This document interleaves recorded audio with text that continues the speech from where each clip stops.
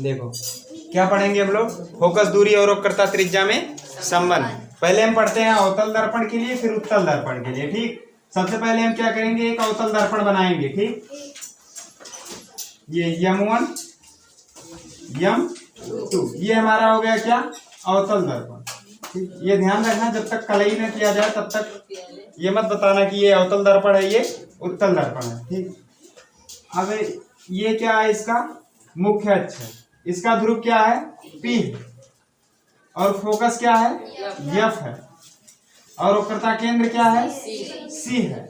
इसमें हम सबसे पहले एक किरण डालते हैं मुख्य अक्ष के समांतर। ठीक, ये किरण जो है AB बिंदु B पर टकरा रही है। अब बिंदु B से क्या होगा, इसका परावर्तन होगा कि नहीं होगा। तो यहां से ये परावर्तन के पश्चात क्या होंगी, फोकस से होकर जाएंगी। प्रतिबिंब बनने का नियम पढ़े हैं ना हम लोग। क्या होता है, जो प्रकाश की किरणें मुख्य अक्ष के समांतर जाती हैं वो परावर्तन के पश्चात या तो मुख्य फोकस से होकर जाती हैं या मुख्य फोकस से आती हुई प्रतीत होती है ना। तो ये अवतल दर्पण है, इसलिए मुख्य फोकस से होकर जाएंगे। ठीक, इसके बाद क्या है, अब बिंदु B पर एक अभिलंब खींच देते हैं। ठीक, क्या खींचते हैं, एक अभिलंब। ये हमारा हो गया क्या, अभिलंब। बिंदु B पर हमें अभिलंब खींचना है, तो हम क्या करेंगे, ये जो गोलीय दर्पण है ये किसी गोले का भाग होगा, तो जिस गोले का भाग होगा उसका कोई केंद्र होगा, तो उसी के केंद्र से बिंदु B को मिला देंगे।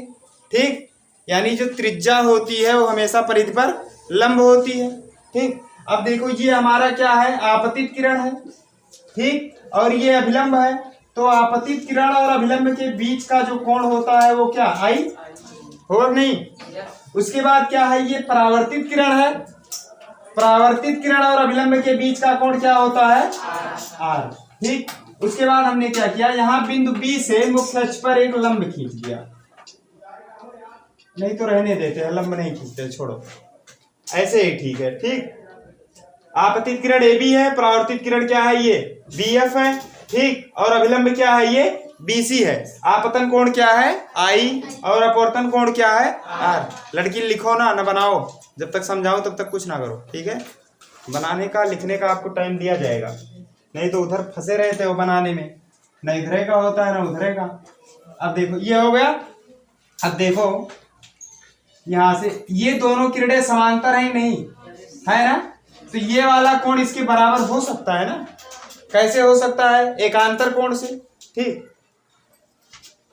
तो अभी वो जो माना M1 M2 एक दर्पण है, ध्रुव P है, फोकस F है, वक्रता केंद्र C है, इसको आप लोग लिख लीजिएगा। ठीक है, नहीं तो मैं अभी बता देता हूँ कैसे लिखा जाएगा। ठीक, जैसे जैसे चित्र बनाया जाता है वैसे वैसे लिखा जाता है। ठीक, उसमें नहीं जैसे गुरुजी लिखवा दिया वैसे छाप लो, समझ रहे हो ना, कई बार बताया।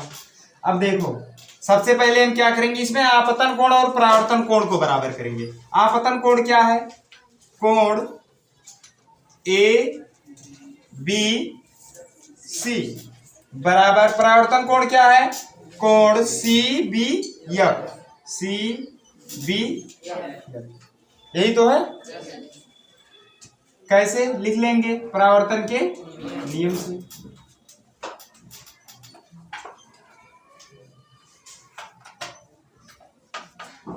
परावर्तन का नियम क्या है बताओ, आपतन कोण और परावर्तन कोण सदैव बराबर होता है। ठीक, ये परावर्तन के नियम से हो गया। दूसरी बात इसमें ये ध्यान देना, ये जो कोण ABC है और कोण BCF है, ये देखो एकांतर कोण बन रहे हैं, क्योंकि ये देखो एक रेखा ये है हमारा AB, ठीक, दूसरा ये CF वाला है कि नहीं। अब इनको देखो एक तिर्यक रेखा, ये जो अभिलंब है एक तिर्यक रेखा ऐसे काट रही है कि नहीं काट रही है, काट रही है। तो जो ये कोण और ये कोण बनता है वो एकांतर कोण होता है, और एकांतर कोण क्या होते हैं, आपस में बराबर होती हैं। तो हम कह सकते हैं कोण ABC बराबर BCF। तो कह सकते हैं कोण ABC बराबर कोण BCF के, कह सकते हैं ना। क्यों, क्योंकि ये एकांतर कोण है, लिख देंगे एकांतर कोण से, एकांतर कोण से। ठीक, ये हो गया एकांतर कोण से। ठीक, पहला क्या करना है, परावर्तन का नियम लगाना है, आपतन कोण बराबर परावर्तन कोण के, उसके बाद ये देखना है एकांतर कोण। अब देखो यदि दर्पण का द्वारक छोटा हो जाए, ये जो दर्पण है भाई इसका द्वारक कितना बड़ा है ना, अगर ये छोटा हो जाए तो ये बिंदु बी जो है वो पी के निकट आ जाएगा, पी के निकट आ जाएगा।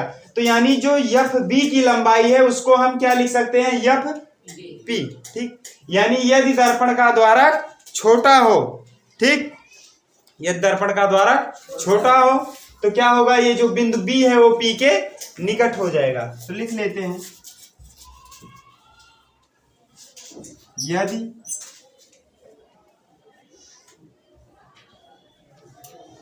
दर्पण का द्वारक छोटा हो, तो जब छोटा होगा तो क्या होगा, जो बिंदु बी है, बिंदु बी है वो पी के निकट आ जाएगा, नहीं, यानी पी के निकट होगा, निकट होगा, समझ गए। अब देखो जब ये बी पी के निकट आ जाएगा तो हम कह सकते हैं ना एफ बी बराबर है किसके, एफ पी के, यानी एफ बी बराबर है एफ पी के, एफ बी बराबर है एफ पी के, कह सकते हैं नहीं कह सकते। अच्छा यहां से देखो, अगर इसको हम समीकरण 1 मान लें, ऊपर वाले को समीकरण 1 मान लें और इसको समीकरण 2 मान लें, ये दूसरा, ठीक, इसको मान लेते हैं समीकरण 3 मान लेते हैं, ठीक। अब देखो समीकरण 1 और 2 से हम क्या लिख सकते हैं भाई, ए बी सी बराबर C B F, A B C बराबर बी सी एफ, तो हम कह सकते हैं ना कि सी बी एफ बराबर होगा बी सी एफ के, क्योंकि ये इतना बराबर है इसके, ठीक, और इतना ही बराबर इसके, तो तीनों आपस में बराबर होंगे नहीं होंगे, तो हम कह सकते हैं कोण सी बी एफ बराबर कोण बी सी एफ। तो यानी समीकरण 1 व 2 से, समीकरण 1 व 2 से, तो हम कह सकते हैं कोण सी बी एफ बराबर कोण बी सी एफ के, ये हो गया कोण सी बी एफ बराबर बी सी एफ के। अब देखो जब ये वाला त्रिभुज इसके बराबर है, सॉरी कोण बराबर है, कोण बराबर है ना, इसमें देखो चित्र में सी बी एफ, ये कोण कोण बी सी एफ, कोण बी सी एफ, ये वाला कोण, ये जो कोण है इसके बराबर है कि नहीं है, है बराबर। तो किसी त्रिभुज में सम्मुख कोणों के सामने की भुजा क्या होती है, समान होती है, तो यानी जितना इसके सामने वाली भुजा होगी उतना इसके सामने वाली भुजा होगी, क्योंकि समान कोणों के सम्मुख भुजाएं समान होती है ना। तो हम कह सकते हैं कि एफ सी बराबर एफ बी के, कह सकते हैं नहीं कह सकते, क्यों, क्योंकि समान कोणों के सम्मुख भुजा समान होती है।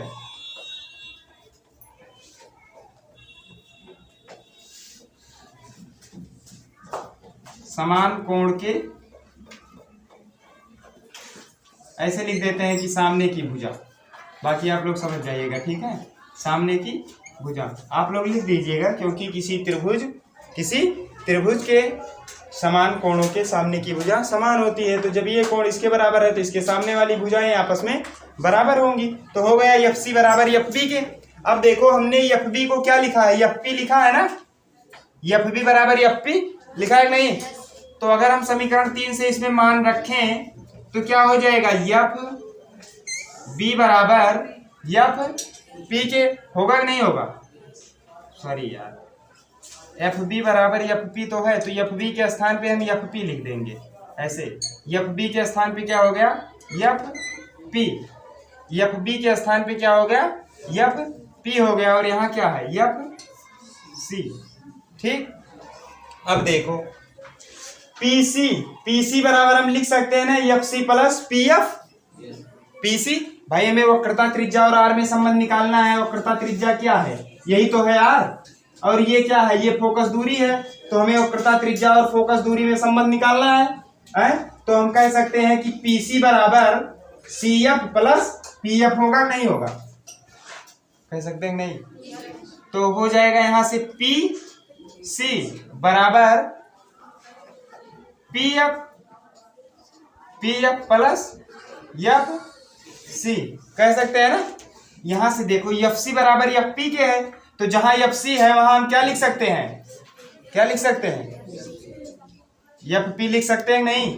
तो देखो ये पी सी बराबर हो जाएगा पी एफ, और एफ सी के स्थान पे क्या, देखो एफ सी बराबर है एफ पी के प्लस एफ पी, या पी एफ ही लिख लेते हैं, पी एफ। अब देखो पी सी बराबर P F plus P F कितना हो जाएगा, पी सी बराबर 2 पी एफ हो जाएगा नहीं।